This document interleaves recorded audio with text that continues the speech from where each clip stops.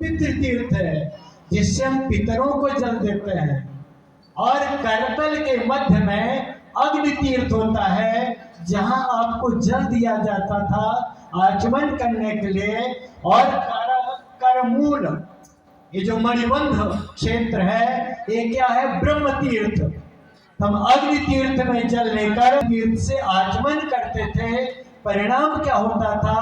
हमारे शरीर के मन वचन कर्म के सारे दोष अपने आप नष्ट हो जाते थे और संयत होकर हम पूजन करने के पात्र बनते थे। किंतु आज क्या हुआ? हमने अपनी पद्धति परिवर्तित कर दी। देखो, बड़ा सरल उपाय है आप सबके लिए, स्वयं के लिए और भक्तों के लिए। आप जब पूजन करते हैं, हाथ में मंत्र बोलते हैं, पुष्प लेकर हाथ में पुष्प लिया, आपने मंत्र बोला, उतनी देर तक यदि पीत वर्ण का पुष्प आपके देव तीर्थ में है। पीत वर्ण वाले ग्रह कौन से हैं?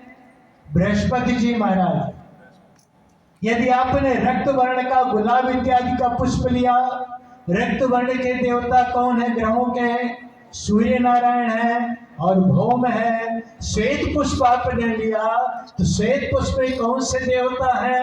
आपके ग्रह चंद्र और शुक्र हैं। अपने आप कब तक हाथ में आप पुष्प रखेंगे? जितनी देर तक मंत्र बोलेंगे।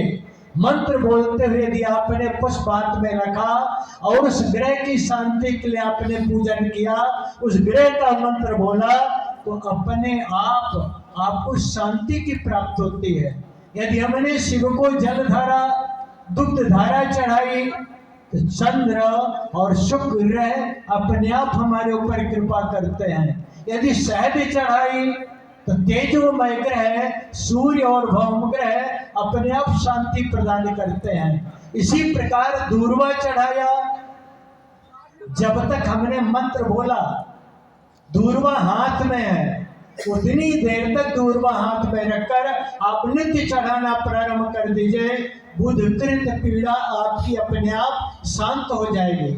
शमी पत्र, शनि का मंत्र बोलते हुए, यदि वैदिक मंत्र आपको नहीं आता है तो लौकिक मंत्र ही बोलिए, नीलांजन समाभाषम, और बोलकर शनि का पत्र आप चढ़ा कर देखिए, आपके जीवन में आपदाएं अपने आप नष्ट होने लगेगी। दूसरी चीज यह रही व्यवहार की बात। अभी आप लोगों के पास विष्णु शास्त्र नाम की पुस्तक हमारे आचार्य जी ने दिया, पहुंची होंगी पुस्तकें। इतनी अच्छी स्थिति है इसकी, इतना अच्छा उपाय है। कोई स्त्री बंध्या हो, काक बंध्या हो, मृत वत्सा हो, ये पहले लोभ की बात बतला देना, बाद में परमार्थ की। तो सबसे बड़ी चीज है, सब ज्योतिषियों के पास ऐसे लोग आते हैं जिनकी संतति नहीं होती। चिकित्सक ने कहा सब अच्छा है, पता नहीं क्यों नहीं हो रहे। कोई कहता 10 वर्ष हुआ, 12 वर्ष हुआ, 15 वर्ष हुआ और संतान नहीं हो रहे। आप प्रैक्टिकल करके देखना, विष्णु शास्त्र नाम के एक एक मंत्र बोलकर भगवान नारायण को तुलसी दल अर्पित करो। विष्णु शास्त्र नाम का एक एक मंत्र बोलते हुए आप भगवान नारायण को या शालिग्राम भगवान में तुलसी दल अर्पित कीजिए और वही तुलसी दल उनको दे दीजिए। 1000 तुलसी दल होंगे और व्यक्ति रोज एक तुलसी पत्र ग्रहण करे, पहले भगवान का चरणामृत ले और इसके बाद आपके पास आएगा। 3 महीने बाद ही कहेगा कि स्त्री गर्भवती है। ये हमने प्रैक्टिकल करके देखा है। आपके अपने जीवन में किसी भी प्रकार की आपत्तियां हैं, कायिक वाचिक मानसिक, तन मन धन या पारिवारिक शत्रुगत पीड़ा या मित्रगत पीड़ा, किसी प्रकार का जीवन में कष्ट है, आपने विष्णु शास्त्र नाम का पाठ यदि नित्य करना प्रारंभ किया ते प्रमाण है विष्णु शास्त्र नाम का पाठ करने वाले व्यक्ति को कोई गोली भी मारे तो नहीं लगती, सद्गत पीड़ा का कोई प्रभाव ही नहीं होगा और आपका जीवन निरंतर। और ज्योतिषी के जीवन में सबसे ज्यादा अन्य लोगों की ग्रहों की बाधाएं आती हैं। भाई जो लोग आएंगे तमोगुण प्रधान आएंगे आपके पास, जब तमोगुण प्रधान आएंगे तो उनकी तमोगुणी जो ऊर्जा है, आप जब हाथ पकड़कर हाथ देखेंगे तो आपकी ऊर्जा उच्च कोटि की है, तेजोमयी है, लेकिन तमोगुणी ऊर्जा का अधिक होने के कारण वो जब वही ऊर्जा आपके शरीर में आएगी तो आपकी बुद्धि, आपका धन, आपकी कीर्ति, आपका तेज नष्ट करेगी। पहली बात कोशिश करना चाहिए स्पर्श न करें हाथ का। बहुत अनिवार्यता वो करते हैं, लेकिन यदि आपने नित्य भगवान का चरणामृत लिया है और विष्णु शास्त्र नाम का पाठ किया है तो आप में उसका प्रभाव नहीं पड़ेगा। इसलिए प्रयत्न करना चाहिए। ज्योतिषी को ऊर्जावान होना चाहिए। ऊर्जावान होगा, तपस्वी होगा, साधक होगा, तो जो बोलेगा वही होगा। आपने अधिग्रह के अनुसार पढ़ा, पता नहीं, समझ में नहीं आ रहा इसको क्या उत्तर देना है, तो आपकी साधन यदि प्रबल है तो आप जो उत्तर देंगे वह उत्तर सफल होगा और आपको उसका लाभ मिलेगा। और दियापन में तेज नहीं है, आप में साधना नहीं है, आपने इष्ट की आराधना नहीं किया, आपके कोई इष्ट नहीं है, तो कटे पत्ते की तरह आप इधर उधर भटकते रहेंगे, लेकिन आपकी वाणी की शक्ति उस समय काम नहीं करेंगे। इसलिए प्रत्येक व्यक्ति को, प्रत्येक गृहस्थ व्यक्ति को 5 देवताओं का नित्य पूजन करना चाहिए।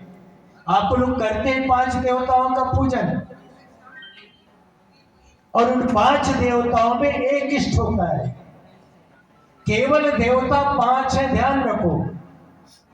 और उन 5 देवताओं की श्रेणियां है 33 कोटि। 5 देवता कौन कौन से हैं? पहले गणेश जी हैं। गणेश जी का पूजन निर्विघ्नता के लिए प्रत्येक व्यक्ति को प्रतिदिन करना चाहिए। दूसरे सूर्य नारायण हैं। सूर्य नारायण की पूजा प्रत्येक व्यक्ति को प्रतिदिन करना चाहिए। सब कोई जानते हैं कि हमें करना चाहिए, लेकिन करते नहीं।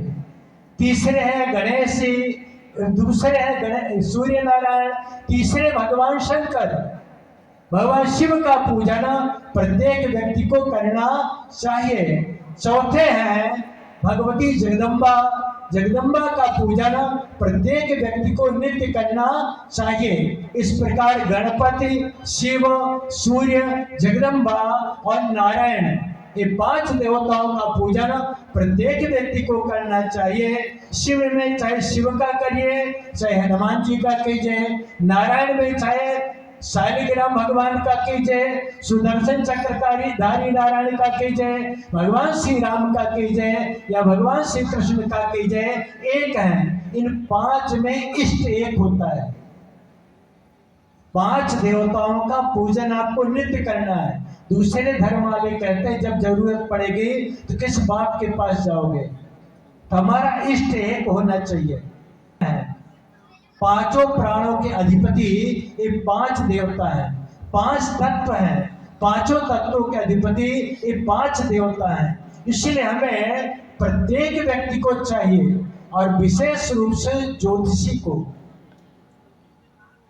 ज्योतिषी व्यक्ति को ऊर्जावान होना चाहिए, साधक होना चाहिए, अपना एक इष्ट होना चाहिए, और इष्ट का नाम लेकर जो बोलेगा सफलता प्राप्त करेगा। दूसरी बात, केवल कुंडली पढ़ लेने से कोई ज्योतिषी नहीं होता। ज्योतिष केवल कुंडली तक सीमित नहीं है, ज्योतिष के अन्य प्रकरण भी हैं। लेकिन एक कुंडली भर पढ़कर व्यक्ति क्या करता है? ज्योतिषी बन जाता है। और फिर दूसरे लोग आएंगे, महाराज विवाह का मुहूर्त बतलाओ, कुंडली वाले को नहीं पता। महाराज भूमि शोधन का मुहूर्त बतलाओ, गृह प्रवेश का मुहूर्त बतलाओ, संस्कारों के मुहूर्त बतलाओ, तो आप कहां से बतलाएंगे? इसलिए यदि ज्योतिषी हैं आप, तो ज्योतिषी को ज्योतिष के प्रत्येक प्रकरणों का अध्ययन करना चाहिए। प्रत्येक प्रकरणों का जब वह अध्ययन करेगा तब ज्योतिष में सफलता प्राप्त करेगा, अन्यथा ज्योतिष में सफलता प्राप्त नहीं करेगा। एक ज्योतिष सम्मेलन में इस शरीर को जाने का अवसर मिला। श्रीयंत्र का व्यापारी, बहुत बड़े श्रीयंत्र जी रखे थे, बहुत बड़े श्रीयंत्र जी, और भी अंदर बहुत से श्रीयंत्र जी थे। एक लड़की आई, हमारे दुकान में श्रीयंत्र जी रखवा दिए, बहुत से पिरामिड रखवा दिए, लगवा दिए।